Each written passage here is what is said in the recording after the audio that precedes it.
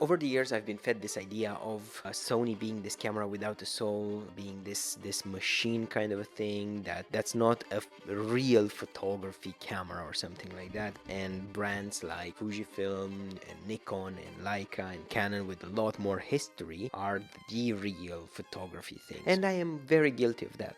In part, it was because, yes, people would tell me that. And when you are in a community of like-minded photographers, you will tend to think the same way.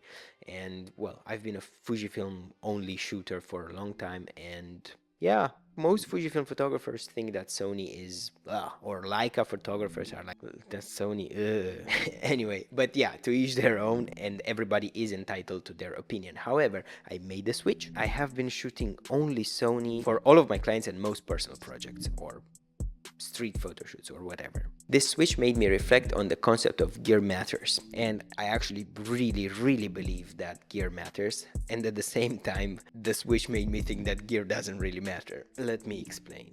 Gear matters in the sense that now that I'm shooting Sony, I can focus mostly on the photography part, on the taking the photos part, communicating with the people in front of the camera or being in the moment, let's say, and not having to kind of worry, kind of keep that thing in the back of my head, or where I think, oh, maybe I have to overshoot, maybe I have to take some extra shots because I'm not 100% sure that the camera will focus on everything that I say. And in that sense, performance-wise, gear fucking matters, depending on what you do.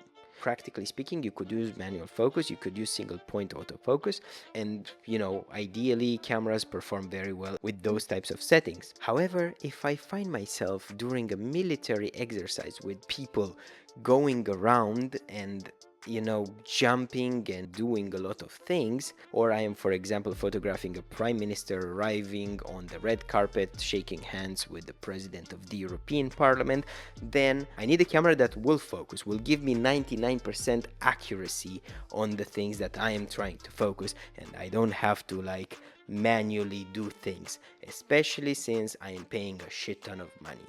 But at the same time, gear doesn't matter, in the sense that my photography hasn't necessarily improved because of the camera. Because now I'm shooting a full frame camera doesn't mean that my photography is better. The compositions are similar. I am trying to improve my technique in that sense. I still enjoy taking photos. I still enjoy the process of taking the photos. I still enjoy taking the camera out or bringing it with me places. I still use, for example, the Fuji X100VI, which to this day I think it's still the camera with least friction, meaning that I feel like I can take that camera out at any moment of any day and everything will look and feel nice and I would enjoy it. Gear matters and gear doesn't matter, depending on who you are and what you do. However, with this switch to Sony, I cannot complain. Like, I've been shooting with the A7R5 and A7 IV since August, and I've had the chance to use this setup on different professional scenarios, going from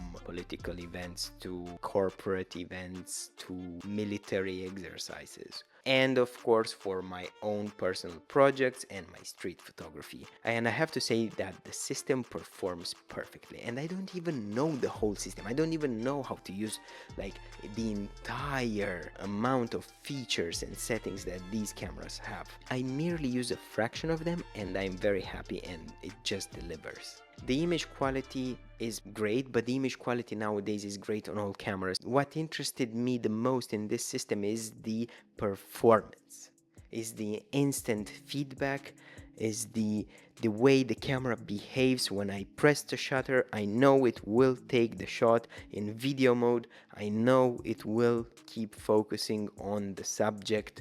I know that I will get a great image, and I don't have to stress too much about what I missed in the editing. Whenever I would take a portrait with the X-H2 or X-H2S, I would have to take 15 to 20 shots, and maybe 10 to 12 shots would be out of focus. Depends on the day, on the ratio. With Sony, I would say that out of 20 shots, 18 are in focus, and that makes me shoot less but more at the same time, and allows me to work a lot less in the edit, because I don't have to go through a bunch of pictures. I know that I can take 5 photos and I only have to work with the subject in front of me, with the expression in front of me. I have to put people at ease, and I don't have to like keep shooting. Also, the same thing works with, especially with video and photo, when it comes to shooting events and all the kind of stuff that I do, where there is some room for missed photos. However, I prefer to have a camera and the system that allows me to, nail most of the shots. Sometimes it will be user error. I'm not perfect. I'm not the best photographer in the world, and there's other photographers that shoot manually better than me. But as of right now, as of this moment in time, I feel like this system, the Sony system, works much better with the things that I do, and the camera gets out of my way in a certain sense. So I don't want to have that manuality anymore in the camera whenever I shoot professionally. I want the camera to get out of my way so I can focus mostly on, creating a relationship with who's in front of the camera, and being in the environment, not having to think, oh, I need to take a second, I need to take extra shots because the camera might not have focused. With Fujifilm, it would happen not very often, but often enough to bother me that the camera wouldn't exactly focus, especially with humans on the eyes or on the face. And I'm not talking out of focus, like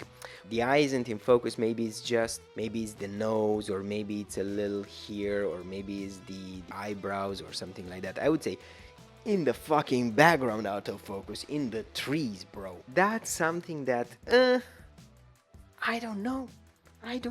So yeah, Sony offers me everything that I need at this point in time.